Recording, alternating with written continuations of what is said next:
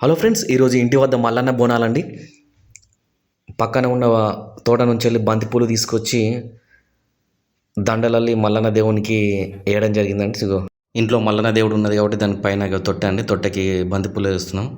ఇది మల్లన్న దేవునికి గద్దె అండి. దానికి పైన ఈ మల్లన్న దేవునికి ఇష్టమైంది బంతిపూలు, మెయిన్గా బండారు.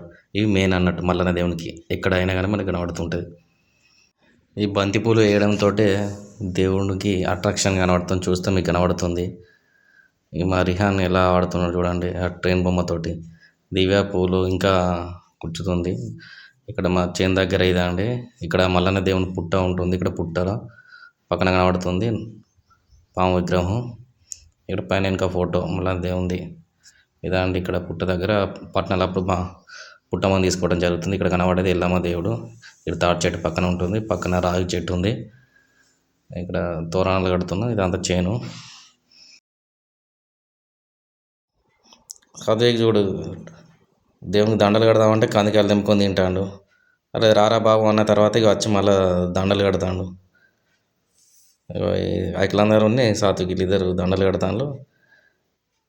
బంతిపూల దండలు ఇక్కడ కూడా చాలా మల్లన్న దేవుని కాడ బంతిపూల బండలు కొబ్బరికాయ కొడుతున్నాం దేవునికి. ఫస్ట్ అక్కడ బోనాల కంటే ముందు ఇక్కడ కొబ్బరికాయ కొట్టవలసి ఉంటుంది మల్లన్న దేవునికి.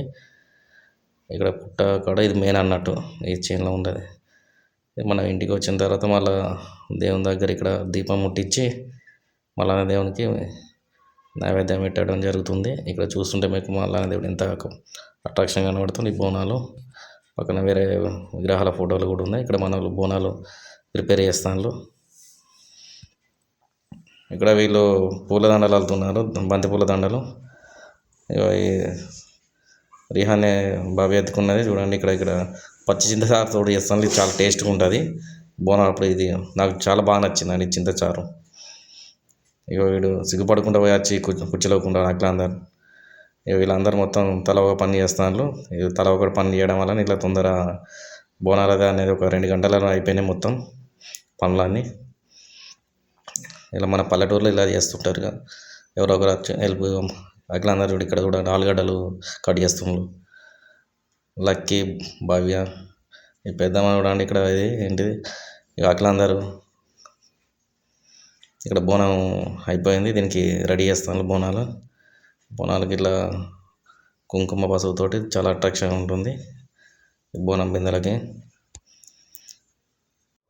దేవుని విగ్రహం అనేది ఇక్కడ మీకు చూస్తుంటే కనబడుతుంది. గుర్రం పైన ఉన్నాడు మల్లన్న స్వామి. ఇక్కడ తొట్టె అండి ఇది పైనది. ఈ బోనాలు ఆల్రెడీ రెడీ అయిపోయినాయి. చాలా చూస్తుంటే కనబడుతుంది. తొట్టె చాలా పవర్ఫుల్గా కనబడుతుంది. దేవుడికి శాంతి అయిన తర్వాత కొబ్బరికాయ కొడుతున్నాం. ఆ తర్వాత ఇక దేవునికి ఇక పలహారం తీసుకొని ఇక్కడ ఒక పొద్దు ఇడవలసి ఉంటుంది. ఇక నైషా బాబాయ్ని వీడియో తీస్తున్నాను అవుతుంది, ముఖం దాచుకుంటాను. ఇద్దరు నైషా ఉండి మా నిహాన్ వర్మ మొత్తం దేవునికి పొట్టు దండాలు పెడతాను. భోజనాలు స్టార్ట్ అయినాయి. ఇక్కడ అందరూ వడ్డిస్తున్నారు.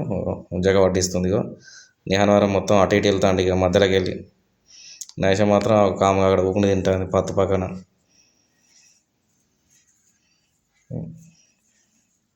ఇక్కడ కొంతమంది చూస్తుంటే ఈ మల్లన్న బోనాలు అనేది ఇక షష్ఠిలో ఎక్కువ మంది ఉంటుందండి. మొత్తం 4 వారాలు ప్రతి సండే రోజు బోనాలు అనేది జరుగుతుంది. చాలా వైభవంగా ఉంటాయి ప్రతి ఒక్కరి ఇంట్లో. చాలామందికి ఉంటాయి మల్లన్న బోనాలు అనేది మన తెలంగాణలో.